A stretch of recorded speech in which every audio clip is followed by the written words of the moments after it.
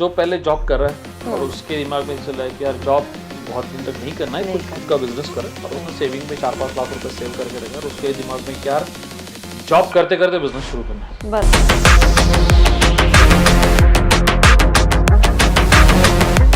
मेरे पास 4-5 लाख रुपए तो उसका फाइनेंशियल प्लानिंग समझना होगा, तब जाकर सिलेक्शन ऑफ बिजनेस आसान हो जाएगा।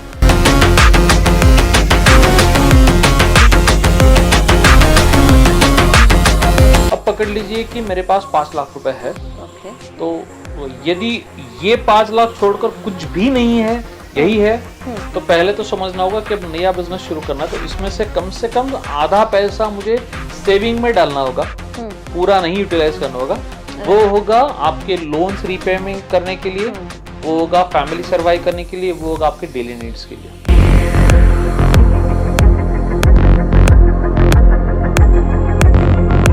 राइट, तो अब बचा कितना? 2.5 लाख रुपए। फाइन।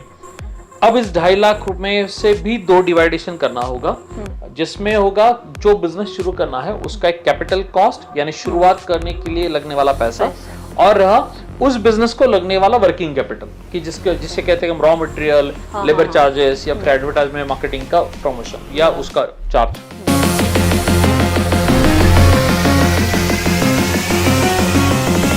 लोग क्या गलती करते हैं? तो लोग क्या करते हैं कि 5 लाख है, 5 लाख के बजट में मशीन ले ली, शेड कर दिया, बिजनेस शुरू करने के लिए पूरे 5 लाख इन्वेस्ट कर दे। इसमें ये होगा फैमिली भी सर्वाइव होगी, रॉ मटेरियल परचेस करने के लिए या मार्केट में जो क्रेडिट देना पड़ता है या फिर एडवर्टाइजमेंट, प्रमोशन, ब्रांडिंग का जो खर्चा उठाना पड़ता है, उसके लिए कुछ भी नहीं रहता और ऐसा बिजनेस आगे 6 महीने या 1 साल में कोलैप्स हो जाता है। मैं जॉब करती हूँ और मेरे पास 4-5 लाख रुपए सेविंग है, ऐसे में मैं कौन सा बिजनेस कर सकती हूँ? आप क्या सजेस्ट करेंगे मुझे? ओके, सो ऐसे भी कह सकते हैं कि यार जो पहले जॉब कर रहा है और उसके दिमाग में चल रहा है कि यार जॉब बहुत दिन तक नहीं करना है, कुछ खुद का बिजनेस करे और उसने सेविंग में 4-5 लाख रुपए सेव करके रखे और उसके दिमाग में क्या जॉब करते करते बिजनेस शुरू करना है। राइट, बढ़िया सवाल, बहुत अच्छा है। देखो, इस चीज को समझने पहले कौन सा बिजनेस शुरू किया जाए, इस डायरेक्ट सवाल पे जाने से पहले मैं ये कहना चाहता हूँ कि वो जो 5 लाख रुपए है, कई लोगों के पास 10 लाख होते हैं, कई लोगों के पास 2 लाख भी होते हैं। ऐसा भी नहीं कि वो सिर्फ जॉब कर रहा है, बिजनेसमैन भी होते हैं कि यार पहले कोई बिजनेस कर रहा था, उसमें से कुछ प्रॉफिट भी मैंने बचा के रखा है सेविंग्स में और मैं कुछ और नया बिजनेस शुरू करना चाहता हूँ। इस चीज को समझने से पहले यानी कौन सा बिजनेस शुरू किया जाए, इससे पहले ये समझना होगा कि उस 5 लाख को यूटिलाइज किस तरीके से किया जाए। राइट, नॉर्मली लोगों का होता क्या है, जब मेरे पास 4-5 लाख रुपए तो उसका फाइनेंशियल प्लानिंग समझना होगा, तब जाकर सिलेक्शन ऑफ बिजनेस आसान हो जाएगा। तो वो कैसे होता है वो समझ लेते हैं। अब पकड़ लीजिए कि मेरे पास 5 लाख रुपए है, तो यदि ये 5 लाख छोड़कर कुछ भी नहीं है, यही है, तो पहले तो समझना होगा कि अब नया बिजनेस शुरू करना है, तो इसमें से कम आधा पैसा मुझे सेविंग में डालना होगा, पूरा नहीं यूटिलाइज करना होगा। वो होगा आपके लोन्स रीपेमेंट करने के लिए, वो होगा फैमिली सर्वाइव करने के लिए, वो होगा आपके डेली नीड्स के लिए। राइट, तो अब बचा कितना? 2.5 लाख रुपए। फाइन। अब इस 2.5 लाख रुपए से भी 2 डिवाइडेशन करना होगा, जिसमें होगा जो बिजनेस शुरू करना है उसका एक कैपिटल कॉस्ट यानी शुरुआत करने के लिए लगने वाला पैसा, और रहा उस बिजनेस को लगने वाला वर्किंग कैपिटल कि जिसे कहते हैं रॉ मटेरियल, लेबर चार्जेस या फिर एडवर्टाइजमेंट, मार्केटिंग का प्रमोशन या उसका चार्ज। तो इसमें 2.5 लाख में भी ऐसा होगा कि 50% मुझे कैपिटल कॉस्ट में डालना होगा, 50% मुझे रखना होगा। राइट, तो 2.5 लाख का 50% कर दे तो होगा 1,25,000 और 1,25,000 मैंने वर्किंग कैपिटल के लिए डाल दिया।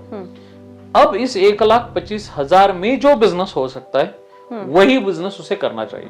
बराबर। राइट, और लोग क्या गलती करते हैं? तो लोग क्या करते हैं कि 5 लाख है, 5 लाख के बजट में मशीन ले ली, शेड कर दिया, बिजनेस शुरू करने के लिए पूरे 5 लाख इन्वेस्ट कर दे। इसमें ये होगा फैमिली भी सर्वाइव होगी, रॉ मटेरियल परचेस करने के लिए या मार्केट में जो क्रेडिट देना पड़ता है या फिर एडवर्टाइजमेंट, प्रमोशन, ब्रांडिंग का जो खर्चा उठाना पड़ता है, उसके लिए कुछ भी नहीं रहता और ऐसा बिजनेस आगे 6 महीने या 1 साल में कोलैप्स हो जाता है। सो बहुत सारे लोगों का यही प्रॉब्लम है।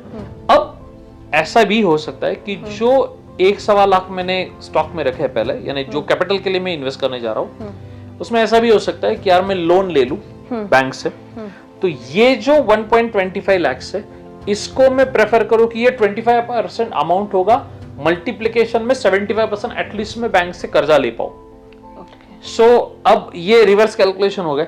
अब मैं 5 लाख कैपेसिटी का धंधा कर सकता हूं, क्योंकि मेरे पास यूजुअली बैंक 100% नहीं देता, आपको भी पता है 100% फंडिंग तो नहीं होता। सो बैंक देती है अप्रोक्सीमेटली 75%, बराबर, राइट। तो मेरा 25% कैपिटल इन्वेस्टमेंट के लिए और 75% बैंक से मिलेगा। तो अब वापिस वही होगा कि मेरे पास अब 5 लाख रुपए प्लस मैंने अपने 5 लाख में से जो 1.25 लाख और रखे थे रॉ मटेरियल के लिए, क्योंकि शुरुआत के समय में बैंक वो भी पैसे नहीं देती, तो वो 1.25 लाख उसमें ऐड हो जाएंगे, तो 6.5 लाख तक मेरा बजट बन जाएगा। तो इससे ये होगा फैमिली भी नहीं सर्वाइव हो रहा है, यानी उसमें कोई दिक्कत नहीं आएगी एटलीस्ट 2-4 महीने। अब ये डिपेंड करेगा, ये सारा फॉर्मुलेशन डिपेंड करेगा आपका डेली मंथली खर्चा कितना है, आपके रीपेमेंट कितना जा रहा है। तो यूजुअल हम पूछ सकते हैं कि नॉर्मल आदमी को क्या क्या खर्चे उठाने पड़ते हैं, आप बता सकते हैं घर में आपको क्या क्या खर्चा होता है, यूजुअल क्या क्या खर्चे होते हैं? डेली दूध, सब्जी, पेट्रोल, या कोई लोन चल रहा हो उसका हफ्ता, कार लोन, स्कूल की फीस या ट्यूशन फीस, ऐसे रहती।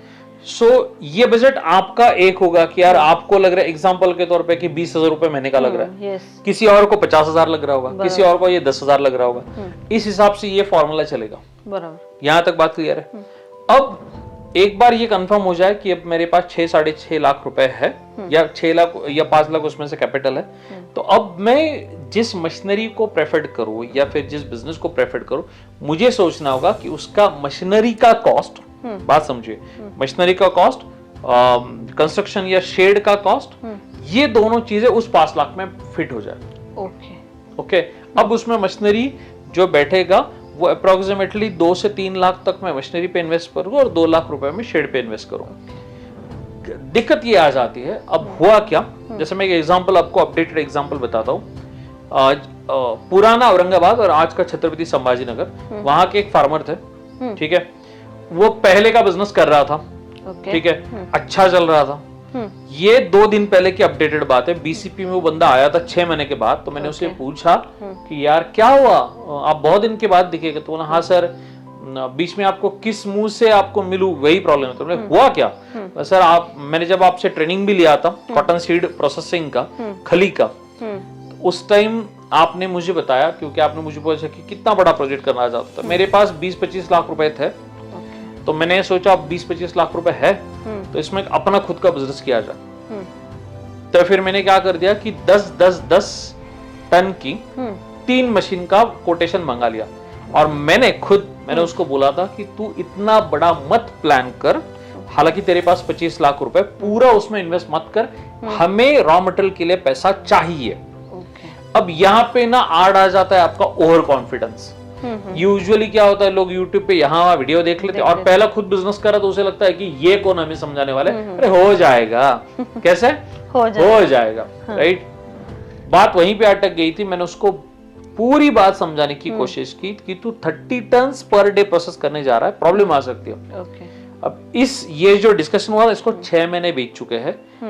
कल की, आज अब ये वीडियो शूट करे 2 दिन पहले, जब सैटरडे का बीसीपी मीटिंग था जिसमें हम हैंड होल्डिंग सपोर्ट करते, 6 महीने बाद ये ग्रेस सामने आया और बोलने लगे कि सर आपने जो कहा था वो सही था, 6 महीने से मेरा बिजनेस बंद है। बैंक के हफ्ते, आपको लगता है बैंक रुक जाएगी? नहीं। जिस दिन से लोन ले लिया उसके अगले महीने से शुरू हो जाता है, उसका 55,000 हफ्ता जा रहा है। बिजनेस अब तक नहीं शुरू हुआ है। सो अब तक 55,000 वो पहले बिजनेस से दे रहा है, नंबर 1। अब एक छोटा सा मुझे डाउट है, फिर भी चलो एक बार थोड़ा क्लेरिफाई। 30 टन उसका यदि पर डे का प्रोडक्शन है, ये पूरी सब बात समझनी होगी ताकि कॉस्ट ऑफ प्रोडक्शन की एक कोर समझ में आए। 30 टन का बड़ा सेटअप लग लिया, 3 मशीन लगा ली, जो कि हालांकि एक मशीन से शुरुआत हो सकती थी।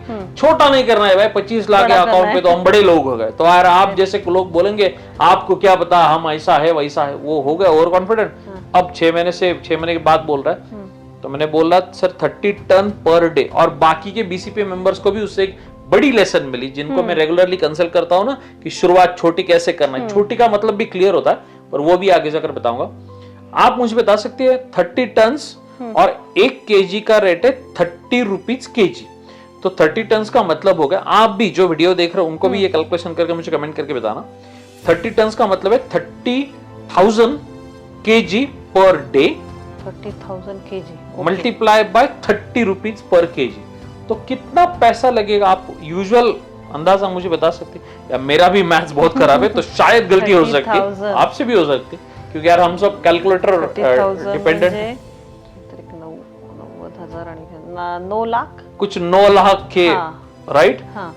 गलत हो गया तो आप भी कमेंट करके इक्वेशन, क्योंकि हमारा दोनों का मैथ्स खराब है, हम कैलकुलेटर रेक्टेड लोग हैं, तो वो आप करके कमेंट करके मुझे बताना। एग्जाम्पल पकड़ता है 9 लाख रुपए, तो पकड़ के चलिए मेरे पास 25 लाख का कैपिटल था, इसलिए मैंने 3 मशीन ले ली, उस बंदे का जो हुआ अब 9 लाख दिन के लग रहे हैं, तो महीने के 15 दिन का भी क्रेडिट पकड़ के चले। हालांकि कॉटन सीड रॉ मटेरियल में इन्वेस्टमेंट अटक जाता है, 15 दिन का भी क्रेडिट पकड़ के चले, 9 लाख एक दिन का, तो 15 दिन का कितना?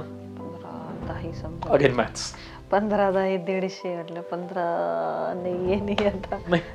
सो 15 का यानी वो टेबल क्या है ना, हम श्रेया को बोलते हैं टेबल बोलेंगे तो 150 रहता है राइट। सो 9 में 1,35,000, थोड़ा हिंदी में हमारा दिक्कत आ जाता है यार। वो 1 लाख नहीं होगा क्योंकि 9 लाख है, 13 लाख 1 करोड़, 1 करोड़ 35 लाख उसको लगेंगे 15 दिन के लिए। अब आप मुझे जनरल कैलकुलेशन के हिसाब से बताइए भाई, मेरे पास 25 लाख थे, इससे मेरा प्रॉब्लम सोल्व हो जाएगा? क्योंकि ये आगे का जो इन्वेस्टमेंट है ना, ये बहुत बड़ा है। तो किसी भी बिजनेसमैन को, जैसे आपका सवाल था कि यार 5 लाख में मुझे बिजनेस शुरू करना है, उससे सिर्फ प्रॉब्लम सॉल्व होगा? नहीं। बड़ी कैपेसिटी लेके प्रॉब्लम सॉल्व होगा? नहीं। बहुत छोटा करने से भी नहीं होगा, राइट। तो उसके केस में जैसे उसको पहले दिन बोल रहा था कि भाई एक मशीन ले ले, 5-7 लाख का आ जाएगा। जो बिजनेस तूने सिलेक्ट किया है उसमें रॉ मटेरियल थोड़ा ज्यादा लगेगा, स्टॉक करना पड़ेगा, तो जो आगे के 10-15 लाख है वो हमको ज्यादा लगेंगे स्टॉक करने में, तो वो रख ले। नहीं सुनी, अटक गया। तो जो ये वीडियो को या पॉडकास्ट सीरीज को देख रहा है, उन लोगों को मैं कहना चाहता हूँ, capacity selection is more important as compare to selection of business. कि कोई भी बिजनेस आप सिलेक्ट कर रहे हो ना, उसमें ये बहुत इंपॉर्टेंट है कि उसका कैपेसिटी किस तरीके से सिलेक्ट किया जाए। नॉर्मली लोग ये करेंगे, मशीनरी वालों को फोन कर देंगे, वो लोग क्या कहते हैं आपको पता है? बड़ा ले लो, बहुत अच्छा है, बहुत अच्छा है, यही चलता है, मार्केट में इसकी डिमांड है। अब आपका ऐसा ना हो बहुत छोटा हो जाए ना, ऐसा होना कि आपको सुटेबल ही नहीं रहे। नहीं, अभी वीडियो ऐसे दिखा रहे घर बैठे लाखों कमाओ, ऐसे भी होता है। तो ये भी प्रॉब्लम है। तो यार ये एक कंसर्न। अब दूसरी चीज कि 5 लाख में से कौन से बिजनेस शुरू हो सकता है? बहुत सारे हो सकते हैं। हम एक एग्जांपल के तौर पे पकड़ लेते हैं, कोई भी फूड प्रोसेसिंग बिजनेस 4-5 लाख के मिनी बजट में अच्छी तरीके से शुरू हो सकता है। हम हमारे उद्योग मंथन प्रोग्राम में वही सारी चीजें बताते हैं कि यार किस बिजनेस को कितना अप्रोक्सीमेटली इन्वेस्टमेंट लग सकता है और उसका क्या कैपेसिटी भी होगा, राइट। तो एग्जांपल के तौर पे पकड़ते हैं कि वेजिटेबल डिहाइड्रेशन जैसा बिजनेस हो सकता है, बेसन मिल जैसा बिजनेस हो सकता है, आटा मिल भी हो सकता है, अगरबत्ती जैसा अच्छा बिजनेस हो सकता है। पर आई रिपीट माय वर्ड, ये पॉडकास्ट का ये जो वीडियो देख रहे हो ये एक सेगमेंट है। मैंने अपने इस चैनल पे अलग अलग सारी जो पॉडकास्ट के वीडियोस डाली, वो मुझे लगता है लोगों ने देखनी चाहिए। 5 लाख में मैं कौन सा बिजनेस शुरू कर सकता हूँ, इससे ज्यादा इंपॉर्टेंट है जो 5 लाख वाला बिजनेस मैं करूँ उसकी मार्केट में डिमांड है ना, है या नहीं, ये पहले चेक करना चाहिए। आपको क्या लगता है, ये सही है गलत है? सही है, डिमांड चाहिए, डिमांड चाहिए। मार्केट में डिमांड हो तो फिर मेरे सप्लाई करने से प्रॉब्लम सॉल्व हो सकती है। तो कभी भी मेरा बिजनेस वही होगा, भले वो 5 लाख इन्वेस्टमेंट वाला हो या 50 लाख वाला हो या 5 करोड़ वाला हो, जिसकी मार्केट में डिमांड है या जिसकी मार्केट को जरूरत है, ऐसा ही बिजनेस मैं करूं। या फिर मार्केट में डिमांड कम है पर मैं कुछ ऐसा करने जा रहा हूं जिससे सर्विस का प्रॉब्लम सॉल्व हो रहा है या फिर मार्केट का कोई बड़ा सॉल्यूशन निकल के आ रहा है। यदि इस एंगल से बिजनेस किया जाए तब जाकर आप सक्सेसफुल बिजनेस कर सकते हो। तो होपफुली ये वीडियो आपको पसंद आया होगा। Thank you, thanks a lot.